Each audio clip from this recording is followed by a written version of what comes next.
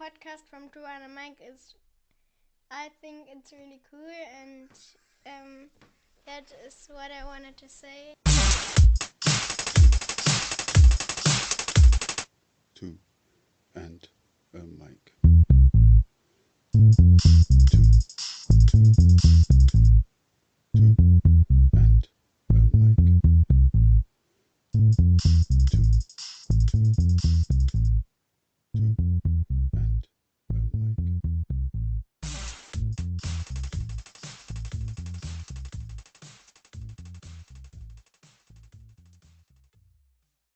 Dora Greenwell was born on December 6, 1821.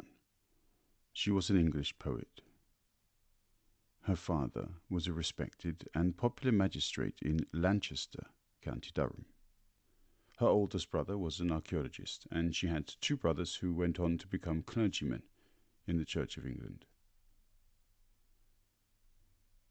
In 1848, the family lost their hold on Greenwell Ford, their family home, owing to mismanagement, and they had to sell. Dora lived for a short time with her parents at Hovingham Rectory in Northumberland. It was in this village that she issued her earliest volume of poetry, which was published by William Pickering. She lived for a while with her brother at Golborne Rectory in Lancashire, before moving to Durham with her brother William after working for a while with her other brother Alan. She moved back to Durham and lived with her mother and many friends and relatives. She wrote prodigiously in this time. She became an accomplished essayist. A lot of her work expressed her religious beliefs, having grown up in such a clearly Christian family. In addition to this, she wrote essays on women's education and suffrage, and she was very much against the slave trade. She lived in Durham for 18 years, until her mother's death in 1871. Thereafter, for some time, she visited friends in Torquay and Clifton, before moving to London in 1874. She died on Wednesday, 29th of March, in 1882. A wooded trust close to her birthplace of Lancaster is named Dora's Wood, in her honour. A good portion of her life is shrouded in mystery, because so little is actually known of what became of her in those periods. I won't pretend to know what occurred in those years, but despite some attempts at the time to discredit her on a supposedly ethical level, I can only surmise that she spent a lot more time really observing and thinking than most of her detractors at the time. Clearly, I chose this poem because of its reference to sunflowers. This is, in my very small way, a tribute both to Dora Greenwell and her work, as well as to the young protesters of recent days, who used Van Gogh's painting of sunflowers, without causing the painting any actual damage, as an opportunity to raise their concerns about the environment. At the end of this poem, I have a little note of my thoughts with regards to this demonstration of political will.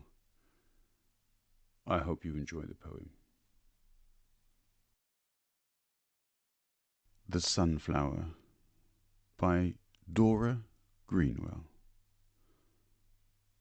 Till the slow daylight pale, a willing slave, fast bound to one above, I wait. He seems to speed and change and fail. I know he will not move. I lift my golden orb to his, unsmitten when the roses die, and in my broad and burning disk absorb the splendours of his eye. His eye is like a clear, keen flame that searches through me. I must droop upon my stalk. I cannot reach his sphere. To mine he cannot stoop. I win not my desire, and yet I fail not of my guerdon. Lo, 1,000 flickering darts and tongues of fire around me spread and glow. All rayed and crowned I miss no queenly state until the summer wane. The hours flit by. None knoweth of my bliss, and none has guessed my pain. I follow one above. I track the shadow of his steps. I grow most like to him I love, of all that shines below. There is a lot of furore regarding the amateurish vandalism on Van Gogh's painting case, and apparently real damage was also caused to the frame. It's important that in any society the arts are given their fair due. Without art and the expression of art, not only would this world be a very sad and lonely place, it would also be cold and a bland haven of argument, frustration, and senselessness. Appreciation of the arts, of every form, allows us to embrace varying concepts of our own importance, diversity, and varied beauties. Art is the embodiment of empathy, sensed and considered, communicated and silently understood between strangers and loved ones alike. I appreciate that any society that seeks to limit artistic expression is simply trying to cover up its own glaring inadequacies. What use is speech if the words are not allowed to emerge? For these reasons, I understand the outrage many people felt when they heard about the protest that threw soup onto Van Gogh's Sunflowers painting. Why would they target art? Surely art, especially that which immortalizes nature, should be considered an ally to the environmental movement.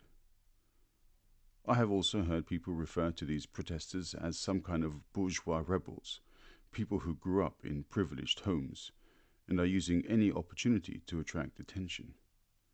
Maybe they are. Actually, let's assume that's precisely what they wanted to do. To hell with the message, let's become famous for this symbolic act.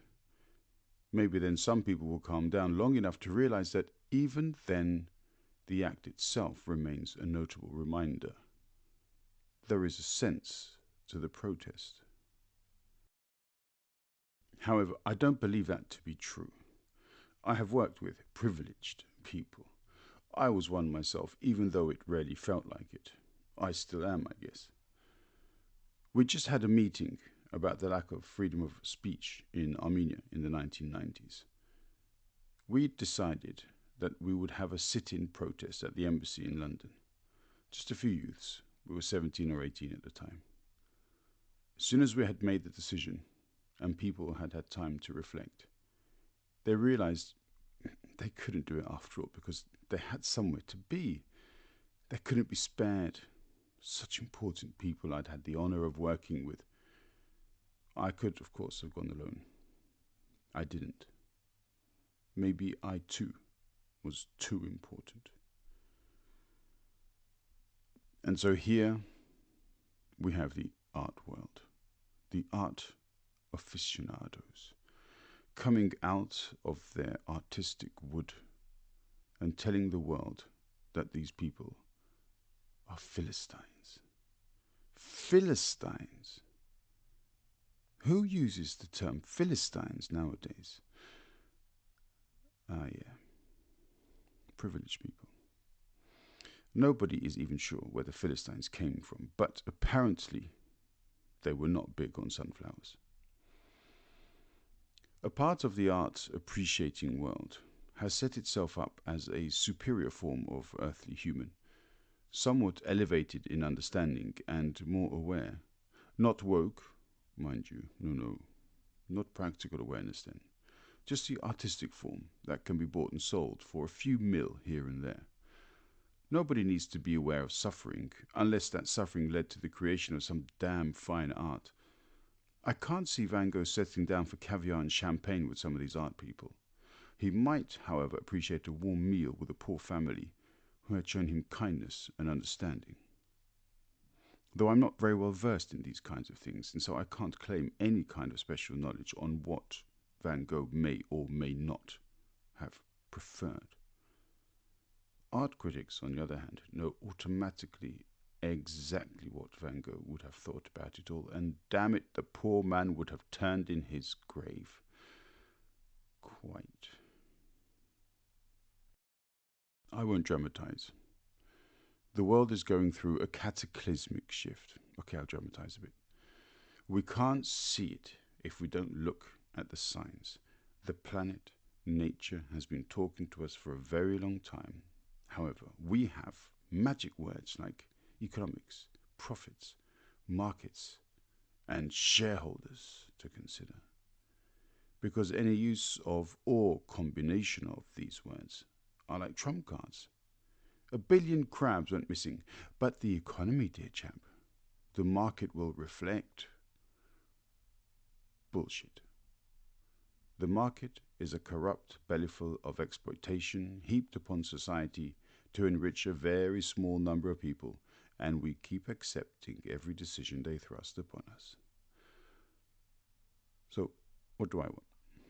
I don't want rebellion, revolution, or rioting. I don't want anger, frustration, or violence.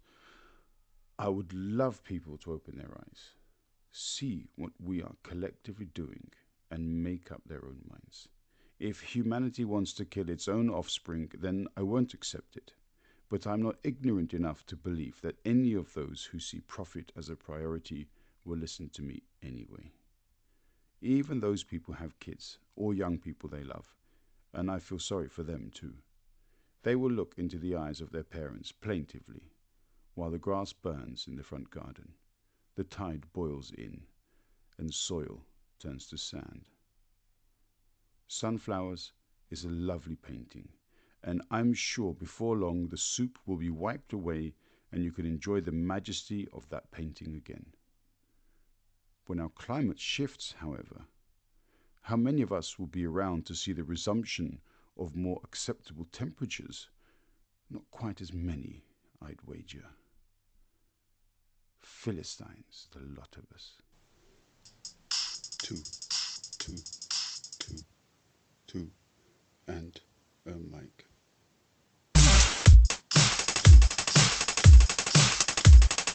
Two, and a mic.